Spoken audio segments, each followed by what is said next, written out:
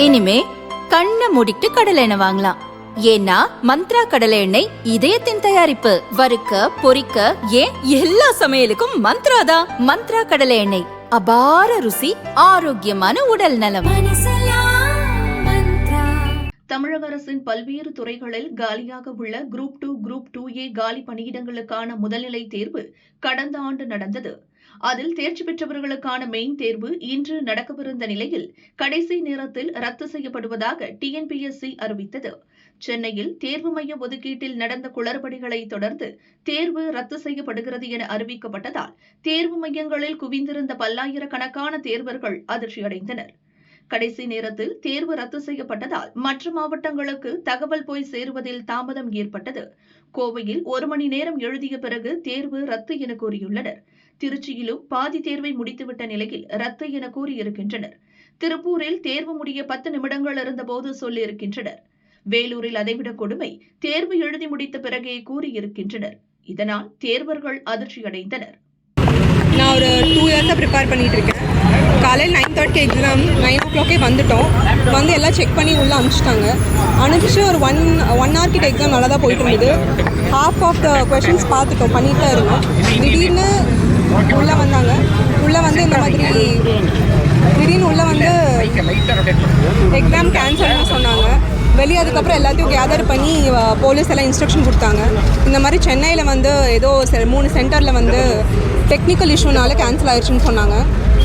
அப்புறம் இன்னும் 15 டேஸில் வந்து அனௌன்ஸ்மெண்ட் வரும்னு சொல்லியிருக்காங்க TNPSC சைட்லேருந்து. அவங்க சொன்னதுக்கப்புறம் எக்ஸாம் டேட் வந்து திரும்ப அறிவிப்பாங்க. கொஷின் பேப்பர் மாடரேட்டாக தான் இருந்தது, நல்லா பண்ணுற மாதிரி தான் இருந்தது. 75 கொஷின்ஸ் கிட்டே போட்டுட்டோம், ஆல்ரெடி போட்டுட்டோம், பாதி வரைக்கும் போட்டுட்டோம். அதுக்கு மேலே கேன்சல்னு சொல்லிட்டாங்க. கஷ்டமாக தான் இருக்குது. திரும்ப படிக்கணும், திரும்ப ப்ரிப்பேர் பண்ணணும். ஏன்னா இப்போது ஃபேமிலி எல்லாம் இது வரைக்கும் ஹெல்ப் பண்ணாங்க, பேபி எல்லாம் பார்த்துக்கிறதுக்குலாம் ஹெல்ப் பண்ணாங்க. இப்போ திரும்பவும் இன்னொருத்தங்களை நம்பி இது பண்ணுற மாதிரி ப்ரிப்பேர் பண்ணுற மாதிரி இருக்குது. அது கொஞ்சம் கஷ்டமாக இருக்குது. Group 2 mains, group 2A mains எழுதுறதுக்கு எல்லாமே கொஸ்டின் பேப்பர்லாம் ஈஸியாக ஓரளவுக்கு ஓகேவாக தான் இருந்துச்சு. நான் ப்ரிப்பேரும் பண்ணிட்டு தான் வந்திருந்தேன். லாஸ்ட் மினிட்ல வந்துட்டு கேன்சல் ஆயிடுச்சு அப்படின்ற மாதிரி சொல்லிட்டாங்க. இப்போ திரும்பவும் ப்ரிப்பேர் பண்ணி திரும்பவும் எக்ஸாம் எழுதுறதுக்கு கொஞ்சம் கஷ்டமாக தான் இருக்கும். ஏன்னா திரும்ப எல்லா ப்ராசஸும் இன்னொரு வாட்டி கோ த்ரூ பண்ணுங்கிறது கஷ்டமாக தான் இருக்கும். ஸோ பெரிய டிசப்பாயின்மெண்ட் தான். ஒரு 10 minutes முன்னாடி தாங்க சொன்னாங்க. ஃபுல்லா எக்ஸாம் கம்ப்ளீட் பண்ணி ஒரு 75% முடிச்சதுக்கு அப்புறம் தான் சொன்னாங்க. क्वेश्चन पेपर எப்படி இருந்துச்சு? क्वेश्चन பேப்பர் ஓகேவா தான் இருந்துச்சு. மத்த எக்ஸாம் இந்த எக்ஸாமோட क्वेश्चन பேப்பர் எப்படி இருந்துச்சு? கம்பேரிட்டிவ்லி ஓகேவா, ஈஸியா தான் இருந்துச்சு. உங்களுக்கு அந்த 10 செகண்ட் முன்னாடி வந்து எக்ஸாம் கேன்சல் ஆயிடுச்சுன்னு சொல்றப்போ உங்களோட மனநிலை எப்படி? ஃபுல் ரொம்ப ரஷ் பண்ணி, அதாவது ப்ரிலிம்ஸ்க்கும் மெயின்ஸ்க்கும் ரொம்ப கேப் கம்மியாக தான் இருந்துச்சு. அதை ரஷ் பண்ணி போர்ஷன் கம்ப்ளீட் பண்ணியிருக்கோம். ஆனாலும் வந்து கடைசி மினிட்ல வந்து கேன்சல் ஆயிடுச்சுன்னு சொன்னது கொஞ்சம் கஷ்டமா தான் இருந்துச்சு. உங்களுக்கு தெரிஞ்ச எக்ஸாம் ஆஃப்டர்நூன் இருந்துச்சு, தமிழ் இருந்துச்சுங்க. அது இல்ல, குரூப் 2 மெயின்ஸ் எழுதுறவங்களுக்கு இருக்கு, அது இருக்கு. குரூப் 2A இது மட்டும் கேன்சல் ஆயிடுச்சுன்னு சொல்லிட்டாங்க. அதாவது 12:25 அப்புறம் தான் எங்களுக்கு வந்து இன்ஃபார்ம் வந்துச்சு, தமிழ் எலிஜிபிலிட்டி மட்டும் உங்களுக்கு கேன்சல் ஆயிடுச்சு அப்படின்னு சொல்லிட்டு சொன்னாங்க. கிட்டத்தட்ட 12:30 கிட்ட வரைக்கும் நாங்கள் எழுதிட்டோம். OMRக்கு ஓரளவு நாங்கள் ஃபில் பண்ணிட்டோம். பண்ண பிறகு வந்து பார்த்தீங்கன்னா கொஸ்டின் பேப்பர் வந்து ஏதோ வந்து சென்னையில் வந்து ரிப்போர்ட் பண்ணிட்டாங்க, அதனால கேன்சல் ஆயிடுச்சு அப்படின்னு சொன்னாங்க. இந்த லாஸ்ட் டைம் வந்து சொல்றதுக்கு முன்னாடியே சொல்லியிருந்தாங்கன்னா எனக்கு கொஞ்சம் பரவாயில்லாம இருந்திருக்கும். கொஸ்டின் பேப்பர் ஓரளவு பரவாயில்லாம தான் இருந்துச்சு. உங்களுக்கு லாஸ்ட் டைம் சொன்னது கொஞ்சம் இதுவாக தான் இருந்துச்சு. எக்ஸாம் எழுதியாச்சு, முடிச்ச பிறகுதான் வந்து சொல்றாங்க கேன்சல் ஆயிடுச்சு அப்படின்னு சொல்லிட்டு. இது முன்னாடியே கண்டுபிடிச்சிருக்கலாம். ப்ராசஸிங் வந்து பாத்தீங்கன்னா முன்னாடியே, ஏன்னா ஓவரால் வந்து பாத்தீங்கன்னா ஒரு எக்ஸாம் கண்டக்ட் பண்றதுக்கு எவ்வளவு செலவாகுது, எவ்வளவு பேர் எஃபோர்ட் போட்டு படிக்கிறாங்க அந்த ஒரு நாளைக்காண்டி அப்படிங்கும் போது அதை நம்ம இன்னும் வந்து பாத்தீங்கன்னா கவனமா வந்து ஹேண்டில் பண்ணிருக்கலாம் அப்படிங்கிறது என்னோட கருத்து. இந்த அரசினுடைய மெத்தனம் போக்குங்கிற மாதிரி சொல்ல வரீங்களா? இது சரியானபடி ஏன் இவ்வளவு பெரிய குளறுபடி? நீங்க எவ்வளவு கஷ்டப்பட்டு ப்ரிப்பேர் பண்ணிட்டு வந்திருப்பீங்க, இரவு முழுவதும் தூக்கம் இல்லாம படிச்சுட்டு இன்னைக்கு எக்ஸாம் எழுதலாம்னு வந்திருப்பீங்கல்ல? ஆமாங்க, எதிர்பார்ப்பேன். மெத்தனை போக்குன்னு சொல்ல முடியாது, இன்னும் கவனமா வந்து பாத்தீங்கன்னா பாத்துருக்கலாம் அப்படின்னு சொன்னாங்க. ஏன்னா சென்னை சென்டர்ல தலைமையகத்திலேயே வந்து பாத்தீங்கன்னா இவ்வளவு பெரிய ப்ராசஸ் வந்து தவறுதல் ஆகுதுன்னா மற்ற டிஸ்ட்ரிக்ட்ல வந்து இது மக்கள் வந்து பாத்தீங்கன்னா ஒரு நம்பகத்தன்மை இல்லாம ஆயிடுது. எக்ஸாம் நடத்துறதுலயே இவ்வளவு குளறுபடி வந்துச்சுன்னா அப்ப ரிசல்ட், அதுக்கப்புறம் கரெக்ஷனு, இதுல எல்லாம் ஏன் குளறுபடி ஆகாது? ஏன்னா அதுல வெளிப்படுத்தணுமே நமக்கு தெரியாது இல்லையா? நாங்க நம்பிதானே வரோம், வந்து எழுதுறோம், வேலை வாய்ப்பு கண்டிப்பா கிடைக்கும், இதுல எந்த ஃப்ராட் எதுவுமே நடக்காதுன்னு தானே வரோம்.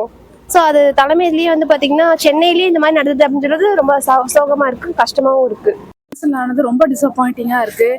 ஏன்னா இதுக்காக ஒரு 40 days வந்து ரொம்ப ஹார்ட் ஒர்க் பண்ணோம். ஃபேமிலி இப்போ எங்களை மாதிரி ஹவுஸ் ஒய்ஃபை ப்ரிப்பேர் பண்ணுறவங்களுக்கு எல்லாம் இது ரொம்ப பெரிய டிசப்பாயின்மெண்ட்டாக இருக்குது. இவ்வளோ நல்ல நல்ல ஸ்கீம்ஸ் எல்லாம் கொண்டு வர கவர்மெண்ட்டை இதை கொஞ்சம் ரெஸ்பான்சிபிளாக எங்களோட பாயிண்ட் ஆஃப் வியூலேருந்து யோசிக்கணும். ஏன்னா அடுத்து இது எப்போன்னு தெரியாமல் எங்களோட பிளானிங்கே வந்து ரொம்ப இதாகுது. ஸோ அந்த டைம்ல எல்லாம் ஒரு அதுவும் பிகினிங்கில் சொல்லியிருந்தாலும் பரவாயில்ல, கஷ்டப்பட்டு இவ்வளோ தூரம் எழுதுனதுக்கப்புறம் ஒரு லாஸ்ட் 10 minutes முன்னாடி சொல்கிறது இன்னும் ரொம்ப டிசப்பாயிண்டிங்காக இருக்குது. கொஞ்சம் ஃப்யூச்சரில் ப்ராப்பராக பிளான் பண்ணி எங்களுக்கு எல்லாத்தையுமே கரெக்டாக இம்ப்ளிமெண்ட் பண்ணுங்கள். மோரோவர் எங்களுக்கு வந்து எப்போவுமே ப்ரிலிம்ஸ்க்கும் மெயின்ஸ்க்கும் நடுவில் ஒரு 60 days to 70 days கேப் இருக்கும். இந்த டைம் ரொம்ப ஷார்ட்டாக இருந்தது எலெக்ஷன்னால அப்படின்னு சொன்னாங்க. பட் ரொம்ப 40 daysல நாங்கள் எங்களோட ஹார்ட் ஒர்க்கும் அந்த டைமிங் படிக்கிற டைமிங்கும் மோர் தென் 10 hours மேலே படிச்சு தான் நாங்கள் வந்தோம். அதை திடீர்னு இப்படி கேன்சல் பண்ணது ஒரு நல்ல விஷயம் இல்லை. இனிமேல் ஃபியூச்சர்ல கொஞ்சம் கரெக்டாக பிளான் பண்ணி கொண்டு வாங்க. ஏன் இப்படி பண்றாங்கன்னே தெரியல. சில நேரங்கள்ல கேள்வித்தாள் சீல் கூட ஓபன் ஆகி இருக்கு என தேர்வு எழுத வந்தவர்கள் குற்றம் சாட்டினர்.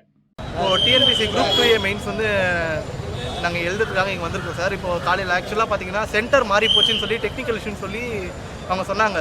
நந்தனம் காலேஜ் கூப்பிட்டு போகிறதா சொன்னாங்க. பட் ஆனால் வேனும் அரேஞ்ச் பண்ணலை, ரொம்ப லேட் பண்ணிட்டாங்க. ஆக்சுவலாக 9:30 ஆகிடுச்சு. அதனால தான் வெளியே வந்து ஸ்ட்ரைக் பண்ணுறது இந்த மாதிரி பண்ணிவிட்டு இது பண்ணோம். அப்பயும் அஃபிஷியல் அனௌன்ஸ்மெண்ட் வரல. ஆனால் டிஎன்பிசிலேருந்து கண்ட்ரோலர் ஆஃப் எக்ஸாமினேஷன்ஸ் வந்து அவங்க அஃபிஷியலாக அனௌன்ஸ் பண்ண பிறகு தான் நாங்கள்லாம் வந்து கலைஞ்சு போனோமே. இப்போ என்ன சொன்னாங்கப்பா? இப்போ எக்ஸாம் வந்து இன்னொரு நாள் நடத்துவோம். இப்போ எக்ஸாம் நடக்கல, யாரும் இன்னைக்கு எக்ஸாம் நடக்கல. தமிழ்நாடு ஃபுல்லாக ஆக்சுவலாக ஆரம்பிச்சிட்டு இருப்பாங்க எக்ஸாம். ஏன்னா ஆரம்பிக்கும் போது நாங்கள் இங்கே தான் வெளியே இருந்தோம். 9:15 கொஸ்டின் பேப்பர் கொடுத்துருவாங்க.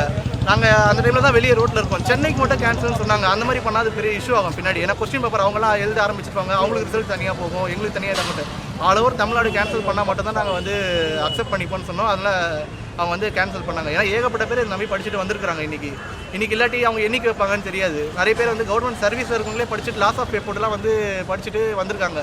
திரும்ப வந்து லாஸ் ஆஃப் பேலாம் எக்ஸ்டெண்ட் ஆகும். உன் பேர்ப்பா? என் பேர் ஹேமந்த் குமார். ஆக்சுவலாக நான் ஆல்ரெடி வந்து குரூப் 4 சர்வீஸில் தான் இருக்கிறேன் நான். அதனால் ஏற்கனவே நிறைய எக்ஸாம்ஸ் இந்த மாதிரி தான் நடந்துட்டுருக்கு. ஒரு டெக்னிக்கல் இஷ்யூன்றாங்க, கொஸ்டின் பேப்பர் லேட்டாக வருது, கொஸ்டின் பேப்பர் வந்து அந்த சீல் ஓப்பனில் இருக்குது, நிறைய இஷ்யூஸ் நடந்துட்டுருக்கு சார். இதெல்லாம் வந்து சரி பண்ணணும் தான் நாங்கள் ரெக்வஸ்ட்டாக கேட்டுக்கிறோம். நாங்கள் ஆல்ரெடி குரூப் 4 வந்து ஒரு பெரிய இஷ்யூ ஆச்சு. தமிழ் கொஸ்டின் பேப்பரில் வந்து தமிழ் கொஸ்டின்ஸ் நிறைய மாறி இருக்குது, ஓலைச்சுவடியில் தான் கேட்டிருக்காங்கன்னு சொல்லி பெரிய இஷ்யூ பண்ணாங்க. அப்படி இருந்தும் இந்த இஷ்யூஸ் வந்து கண்டினியூ ஆகிட்டே இருக்குது. இப்போ இன்றைக்கி எக்ஸாமே கேன்சல் ஆகிற அளவுக்கு ஆகிருக்குன்னா அது என்னன்னு எனக்கு புரியல. அவங்க சரி பண்ணணும் தான் நாங்கள் ரெக்வஸ்ட் பண்ணிக்கிறோம். இப்போ உள்ள எழுத உட்கார்ந்தவங்களுடைய மனநிலை என்னவாக நினைக்கிறீங்க? எழுத உட்காந்தவங்களுக்கு அவங்களுக்கு எப்படி இருக்குன்னா நாங்கள் அவ்வளோதான் நாங்கள் எழுத ஆரம்பிச்சிட்டோம். அவங்க வந்து படிச்சுட்டு வந்தது அவங்க எழுத ஆரம்பிச்சிருவாங்க. ஆனால் வெளியே இருக்கவங்களோட மைண்ட் செட் அவங்களுக்கு தெரியாது. இங்கே இருக்கவங்களுக்கு மட்டும் தான் அந்த கஷ்டம் தெரியும். ஏன்னா காலையில் வந்து எழுதிட்டு வரது அதை விட அவங்க இத்தனை நாள் படிச்சிருக்காங்க. படிச்சுட்டு இன்றைக்கி எக்ஸாமில் எப்படியா அப்பியர் ஆகி நல்லபடியாக கொஸ்டின்ஸ்லாம் போட்டு வேலை எப்படியாவது வாங்கணும்னு நினச்சி தான் வந்திருக்காங்க. இன்னைக்கு அது இல்லவே இல்லைன்னும் போது அவங்களுக்கு எப்படி இருக்கும் அந்த மைண்ட் செட்டு? ரொம்ப இந்த சென்டரில் எத்தனை குரூப் போட்டாங்க, எந்த இது வர வேண்டியது? சென்னையில் 3 சென்டர் சொன்னாங்க. அந்த 3 சென்டரில் 3 சென்டருக்கு உண்டான ஆளுங்களுமே இங்கேயே மொத்தமாக பல்காக போட்டிருக்காங்க. ஆனால் அவங்க போடலை அப்படி. ஏன்னா டெக்னிக்கல் இஷ்யூ ஆயிருக்கு. 3 சென்டர்லேயும் பிரித்து தான் போடணுமே. ஆனால் 3 சென்டருக்கு போக வேண்டியவங்களோட எல்லா ஹால் டிக்கெட்லையும் துவாரகாதாஸ் காலேஜ் நேம் மட்டும் தான் போட்டிருக்கு. அது கேட்டால் டெக்னிக்கல் இஷ்யூ ஆயிருக்கு, அதனால தான் வந்து இந்த மாதிரி ஆயிடுச்சு, அது மிஸ்டேக் ஆகிடுச்சு. நாங்கள் வந்து கண்டிப்பாக எக்ஸாம் அடுத்த வாட்டி அனௌன்ஸ் பண்ணி வைப்போம். 15 daysக்குள்ளார நாங்கள் சொல்லி வச்சிருவோம்னு சொல்லியிருக்காங்க. இப்போ உங்கள் ஹால் டிக்கெட்லாம் வாங்கியிருக்காங்களா? எதனா பிரச்சனை பண்ணுறதுக்கு வாங்கியிருக்காங்களா? இந்த பேரை பார்த்து அவங்களெல்லாம் நீக்கலாம்னு சொல்லியிருக்காங்களா? எவிடன்ஸாக வாங்கினாங்க. நீங்கள் ஸ்ட்ரைக் பண்ணுறவங்க எல்லாருமே எக்ஸாம் எழுத தான் வந்திருக்கீங்களா, இல்லை வந்து சும்மா வந்தவங்களும் இருக்காங்களா? கூட பேரண்ட்ஸு சிப்ளிங்ஸ்லாம் வந்திருப்பாங்க, அவங்களும் வந்து கூட நின்றுட்டு இருப்பாங்க. அதனால் வந்து ஒரு அத்தாரிட்டிக்காக வாங்கினாங்க. எக்ஸாம் நீங்கள் தான் எழுத வந்தீங்களா, நீங்கள் தான் ஆஸ்பிரண்டான்னு சொல்லிட்டு. அதனால் எந்த இஷ்யூ ஆகாது. நாங்கள் எங்கள் மனைவி நாங்கள் 2 பேருமே டீச்சராக இருக்கிறோம். எங்கள் பொண்ணு குரூப் 2A பிலிமினரி பாஸ் பண்ணுறதுக்கு மெயின் சைடு வந்திருக்கோம் நாங்கள் இந்த சென்டருக்கு. ஆனால் பார்த்தா திடீர்னு கேன்சல்னு சொல்கிறாங்க. பெரிய மன உளைச்சலாக இருக்குது. பிள்ளைங்களுடைய எதிர்காலம் பாதிக்குது. யாரோ பண்ண தப்புக்கு இங்கே பேரண்ட்டும் பிள்ளைங்களும் கடுமையாக பாதிக்கிறோம். அதில் அந்த அலுவலர்கள் மீது கடுமையாக நடவடிக்கை எடுக்கணும். முதல்ல இது மாதிரி வந்து ஒரு திட்டமிடப்பட்ட ஒரு எந்த ஒரு இது ஏற்பாடு பண்ணாமல் இருந்ததால் சரிப்பான தேர்வு எழுதிட்டு இருக்காங்க சார். தேர்வு எழுதிட்டு இருக்கும்போது இன்னும் அங்கே சென்டரில் பாதிக்கப்பட்ட சென்டருக்கு வேறு யாராவது மாற்று ஏற்பாடு பண்ணியிருக்கலாம். ஆனால் ஒட்டுமொத்தமாக தமிழ்நாடு முச்சூடுமே இதுமாரி பாதிக்கிறதுங்கிறது ரொம்ப ஏமாற்றத்துக்கு விஷயமா இருக்குது. மாணவர்களும் சரி, எங்கள் குழந்தைகளையும் எங்களுடைய பெற்றோர்களுக்குமே ரொம்ப கடுமையான மன உளைச்சலில் நாங்கள் இருக்கிறோம். எங்கள் பிள்ளைகிட்ட 3-4 வருஷமாக எழுதிட்டு இருக்காங்க இந்த டிஎன்பிஎஸ்சி எக்ஸாம். இதில் ஒரு 1 hour ஆகிடுச்சு, வந்து எக்ஸாம் கேன்சல்னு சொல்கிறாங்க. ரொம்ப ஈஸியாக சொல்லிட்டாங்க, எக்ஸாம் கேன்சல், நீங்கள் கிளம்புங்க அப்படின்னு சொல்லிட்டு. ஒரு 3 வருஷமாக இந்த எக்ஸாமுக்காக தான் படிச்சுட்ருக்கோம். இதுக்கு ப்ரிலிம்ஸு, அடுத்து மெயின்ஸு. ப்ரிலிம்ஸ் கிளியர் பண்ணிட்டு தான் மெயின்ஸ் இப்போ எழுதுகிறோம். இந்த மெயின்ஸ் எக்ஸாமில் வந்து எப்படி இவங்க ஈஸியாக சொல்கிறாங்க, எல்லா எக்ஸாம் நாங்கள் கேன்சல் பண்ணிட்டோம், நீங்கள் போயிட்டு இன்னொரு டேட்டில் நாங்கள் சொல்கிறோம் வந்து எழுதுங்க அப்படின்றாங்க. காரணம் சொன்னாங்களா? இல்லை, ரீசன் சொல்ல ப்ரெஸ் ரிலீஸ் வந்திருக்கு, நீங்கள் வெளியே போய் பாருங்கள் அப்படின்றாங்க சார். இப்போ சென்னையில் நடந்த ஒரு குளறுபடி டெக்னிக்கல் இஷ்யூன்னு சொல்கிறாங்க.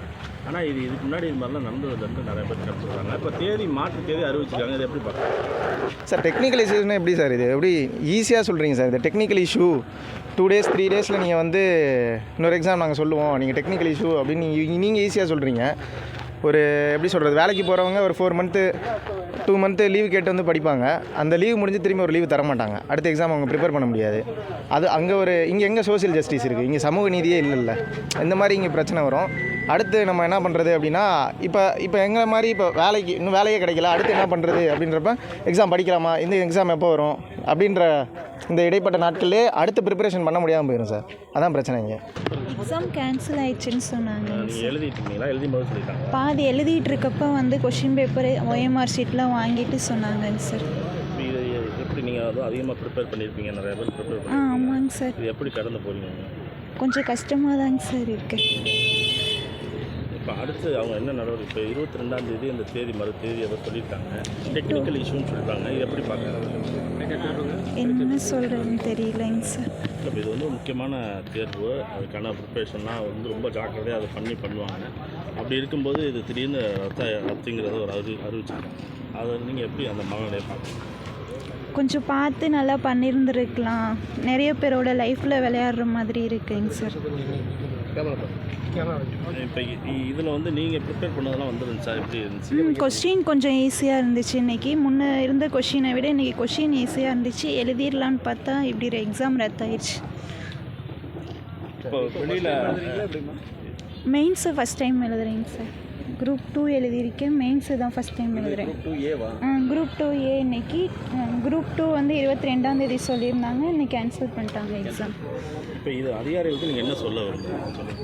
இனிமேல் நடத்துகிற எக்ஸாமை ஒழுங்காக நல்லா பார்த்து நடத்தினா எங்களுக்கு கொஞ்சம் யூஸ்ஃபுல்லாக இருக்கும்.